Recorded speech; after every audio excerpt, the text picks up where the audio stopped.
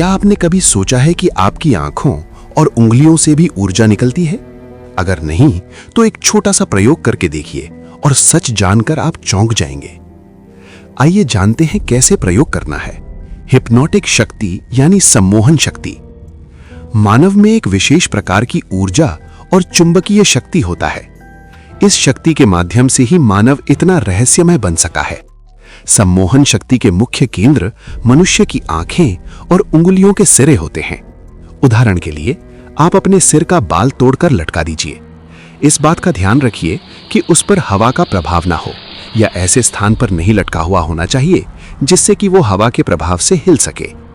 अब आप अपने दाहिने हाथ की किसी भी उंगली को उस बाल के सिरे के पास धीरे धीरे ले जाइए। आप देखेंगे कि कुछ दूरी रहने पर बाल खींचकर उंगली से चिपक जाता है, ठीक उसी प्रकार जिस प्रकार से चुंबक लोहे की कील को अपनी ओर खींचता है। जब व्यक्ति अपने किसी प्रिय का चिंतन करता है या उसके बारे में सोचता है, तो उसका सारा शरीर एक विशेष चुंबकीय विद्युत से प्रवाहित होने लगता है और उसके सारे शरीर में झंझनाहट सी दौड़ जाती है। ये झंझनाहट विद्युत का वेग है। कई बार हाथों की उंगलियों में ये झंझनाहट अनुभव होती है। हम कई बार देखते हैं कि किसी प्रेमिका को जब अचानक उसका प्रेमी दिखाई दे जाता है तो उसका चेहरा लाल हो जाता है और आंखों में ललाई सी छा जाती है। साथ ही साथ उसकी आंखों में एक ऐसी आकर्षण शक्ति पैदा होती है जो दूसरों को बरबस अपनी ओर आकर्षित करती है। कोई भी मादा किसी भी नर को आकर्षित करने के लिए इसी चुंबकीय शक्ति का सहारा लेती है।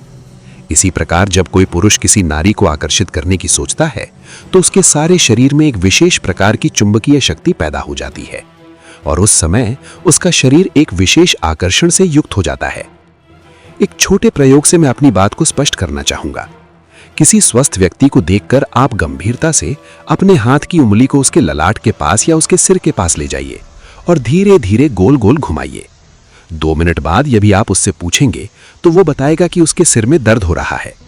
कई बार तो आपके पूछने से पहले ही वो सिर दर्द बता देता है। ये सिर दर्द आपके द्वारा उंगली के सिरे से चुंबकीय विद्युत निकलकर उसके ललाट पर या सिर पर प्रहार करने की वजह से होने लगता है। किसी किसी व्यक्ति में ये चुंबकीय शक्ति ज्यादा होती है, फलस्वरूप वो लोगों में ज्यादा लोकप्रिय होता है। जिसमें ये शक्ति ज्यादा होती है उसे पूर्ण पुरुष कहा जाता है। जैसा कि मैंने बताया है, इस चुंबकीय शक्ति के माध्यम से आप सामने वाले को सम्मोहित कर सकते हैं। आवश्यकता इस बात की है कि आप इस शक्ति को ज्यादा से ज्यादा बढ़ाएं और इतनी ज्यादा बढ़ा दें कि वो दूसरों पर प्रभाव पैदा कर सके। संसार में जितने भी पदार्थ हैं या जितने भी चेतन हैं, वे सभी किसी न किसी के आकर्षण से बंधे हुए हैं। प्रत्येक नर सजातीय मादा से बंधा हुआ है और उसके प्रति आकर्षण अनुभव करता है। इसी परस्पर आकर्षण शक्ति का अध्ययन और एक दूसरे पर पड़ने वाला प्रभाव ही ज्योतिष कहलाता है। हिप्नोटिक शक्ति केवल मनुष्यों में ही नहीं अपितु पशु पक्षियों में भी पूर्ण रूप से होती है। सांप की आंखों में एक विशेष चुंबकीय शक्ति होती है जिसके माध्यम से वो छोटे छोटे जंतुओं को अपनी आकर्षण शक्ति के सहारे बांध लेता है, जिससे कि वो हिलडुल नहीं सकता और फिर उसका भक्षण कर लेता है। इसी प्रकार अजगर की आंखों में ये चुंबकीय शक्ति अत्यंत तीव्र होती है और वो 10 फुट दूर खड़े हिरण को देखकर तथा उसकी आंखों में आंखें डालकर इसी चुंबकीय शक्ति के सहारे उसे जड़वत बना लेता है, जिससे कि वो हिरण उसी स्थान पर स्थिर खड़ा हो जाता है और तब अजगर आगे सरककर उसे खा जाता है। कई बार शिकारियों ने यह अनुभव किया है कि खतरे को अनुभव करके पशुओं की आंखों में एक विशेष प्रकार की चमक पैदा हो जाती है जो कि सामान्य चमक से भिन्न होती है, क्योंकि पशुओं में अज्ञात खतरों को भांपने की पूर्ण शक्ति होती है। उनकी आंखों को देखकर शिकारी आसपास छिपे हुए हिंसक पशु का आभास पा लेता है। इस प्रकार हमने ये अनुभव किया कि 2 प्रकार की चुंबकीय शक्तियां होती हैं।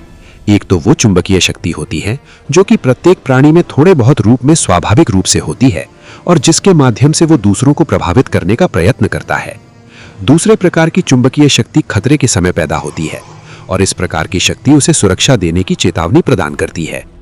जैसा कि पहले बताया गया है, प्रत्येक व्यक्ति में ये चुंबकीय शक्ति होती है और जिसमें ये चुंबकीय शक्ति ज्यादा होती है वो दूसरों को प्रभावित करने की ज्यादा क्षमता अपने आप में अनुभव करता है। इसके विपरीत जिस व्यक्ति के व्यक्तित्व में चुंबकीय शक्ति कम होती है वो दूसरों को हल्के स्तर पर ही प्रभावित कर पाता है। उदाहरण के लिए, चुंबक लोहे को तुरंत अपनी ओर खींच लेता है और यदि चुंबक बड़ा होता है तो वो उस लोहे को ज्यादा आसानी से तथा जल्दी अपनी ओर आकर्षित कर लेता है।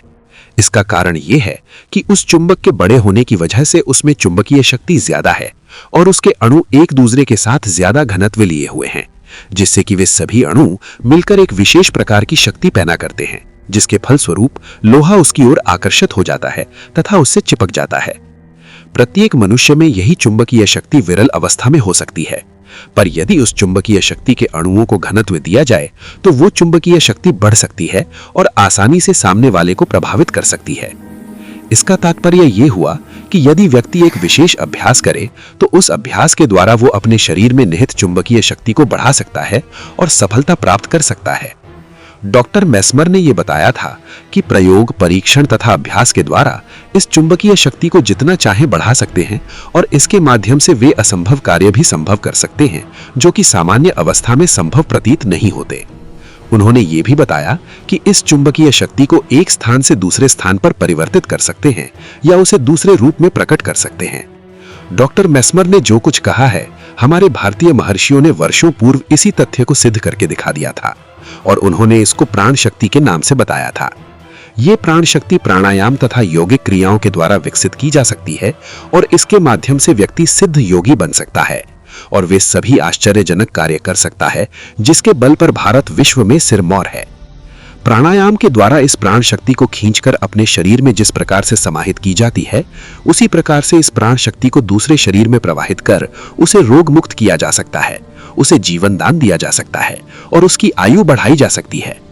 कई बार हमने अपने ग्रंथों में यह पढ़ा है कि सिद्ध योगी मृतक को भी अपने हाथ के स्पर्श से जीवित कर लेता है। ये बात अब असंभव नहीं रही क्योंकि इसका स्रोत हम समझ चुके हैं। योगी अपने शरीर में इतनी अधिक प्राण शक्ति संचित कर लेता है कि वो मृतक में उस प्राण शक्ति को हाथों की उंगलियों के माध्यम से प्रवाहित करके उसे जीवन दान दे देता है। योगियों ने इस शक्ति को आकाश शक्ति कहा है।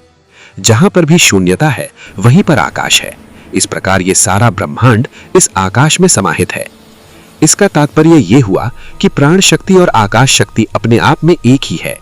दूसरे शब्दों में यह कहा जाए तो प्राण शक्ति का संचार पूरे विश्व में है और क्षण मात्र में ही इस शक्ति के माध्यम से हम पूरे ब्रह्मांड में विचरण कर सकते हैं। योगियों ने इस शक्ति को कालातीत कहा है। इसका तात्पर्य यह है कि जो समय व्यतीत हो चुका है उस समय को भी इस शक्ति के माध्यम से जाना जा सकता है या आने वाले जो क्षण हैं उन क्षणों को भी इस शक्ति के माध्यम से देख सकते हैं, फिर भले ही वो क्षण 1000 साल पहले के हों या 1000 साल बाद के हों। भारतीय योगी इसी प्राण शक्ति के द्वारा भूत और भविष्य को अपनी आंखों से उसी प्रकार देखते थे जिस प्रकार की हम अपनी आंखों से वर्तमान क्षणों को देखते हैं। उपरोक्त वर्णन के अनुसार कुछ विशेष क्रियाओं और साधनाओं के द्वारा इस चुंबकीय शक्ति को बढ़ाया जा सकता है।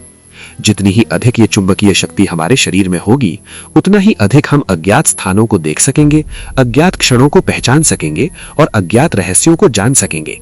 भारत के प्रसिद्ध वैज्ञानिक डॉक्टर जगदीश चंद्र बोस ने अपने प्रयोगों द्वारा यह सिद्ध कर दिया था कि जड़ पदार्थों में अर्थात पेड़ पौधों में भी ये प्राण शक्ति विद्यमान है और इस शक्ति के माध्यम से उनका संवर्धन होता है।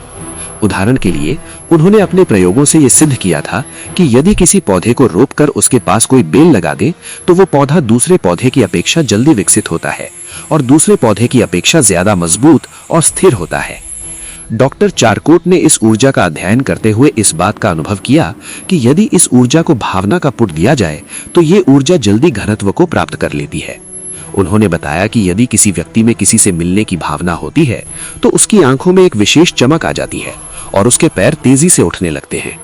इसकी अपेक्षा यदि हम किसी ऐसे व्यक्ति से मिलने जा रहे हो जिसकी भावना का मेल हमारी भावना से नहीं होता है तो हमारी आंखों में वैसी चमक नहीं रहती और हमारी गति में तेजी की अपेक्षा शिथिलता आ जाती है। उनके कहने के अनुसार एक क्षण विशेष में किसी व्यक्ति के सामने यदि उसके शत्रु का नाम या उसके गुणों का वर्णन किया जाए तो उसकी ऊर्जा में, उसकी क्षमता में, उसकी आंखों की चमक में और उसके व्यवहार में न्यूनता आ जाती है। इसकी अपेक्षा यदि उस क्षण विशेष में उसके प्रिय पात्र का वर्णन किया जाए तो उसके चेहरे पर विशेष चमक आ जाती है। इसका तात्पर्य यही हुआ कि उस व्यक्ति के शरीर में चुंबकीय शक्ति तो उतनी ही थी परंतु भावना के आघात से उस चुंबकीय शक्ति में न्यूनता या तीव्रता आ जाती है। अतः चुंबकीय शक्ति को नियंत्रित करने में भावना का भी विशेष महत्व होता है। मैं एक सत्य घटना से इस भावना के तथ्य को स्पष्ट कर रहा हूँ। एक डॉक्टर तथा उसकी पत्नी दोनों सिनेमा देखने के लिए पास पास अपने स्थानों पर बैठे थे कि कुछ समय बाद ही पत्नी के सिर में इतना अधिक दर्द होने लगा कि वह सिनेमा देखना भूल गई और सिर दर्द से छटपटाने लगी। उसने अपने पति से कहा कि मेरा सिर दर्द ज्यादा बढ़ गया है, अतः घर चले, मुझसे सिनेमा देखा नहीं जा रहा है। डॉक्टर ने कहा कि इसमें चिंता करने की कोई बात नहीं है। सिर दर्द की एक अचूक औषधि आज ही बाजार में आई है और शाम को एक एजेंट मुझे दे गया था।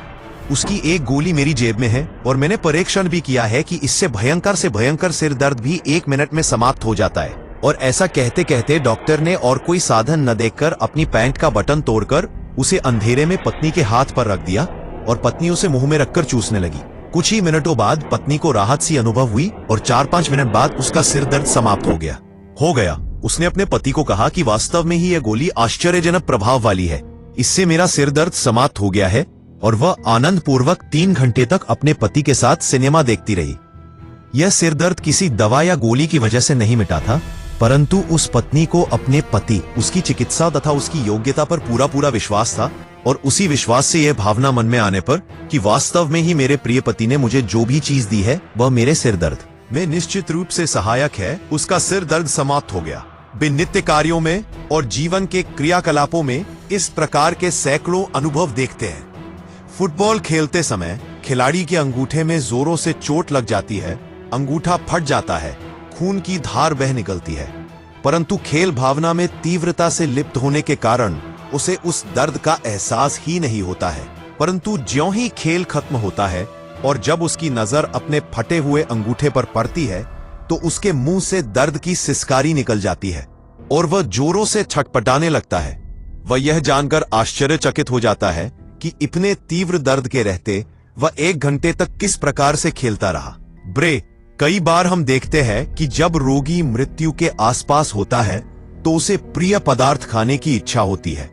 यद्यपि डॉक्टर और घर वाले यह समझते हैं कि यह पदार्थ खाने पर उसकी मृत्यु हो सकती है, पर फिर भी उसकी अंतिम इच्छा को ध्यान में रखकर वह पदार्थ खाने के लिए दे देते हैं। उस समय यदि आप ध्यानपूर्वक देखें तो ज्ञात होगा कि उस पदार्थ को खाते समय रोगी की आंखों में एक विशेष चमक पैदा हो जाती है और उस क्षण विशेष में वह सब दुख, दर्द और मृत्यु को भी भुला देता है, क्योंकि उस समय उसकी भावनाएं केवल उस पदार्थ में ही सन्निहित होती है। उदाहरण के लिए, आप किसी स्वस्थ व्यक्ति को देखकर, जो कि आपका प्रिय मित्र है, कहे कि क्या बात है, आज तुम्हारा चेहरा उदास और पीला पीला सा क्यों है, तो वह इस बात पर विश्वास नहीं करेगा। परंतु यदि उसके 4-6 मित्र कुछ समय बाद उससे यही प्रश्न गंभीरता से करें तो 4-5 घंटे बाद वह स्वयं को निश्चित रूप से बीमार अनुभव कर लेता है।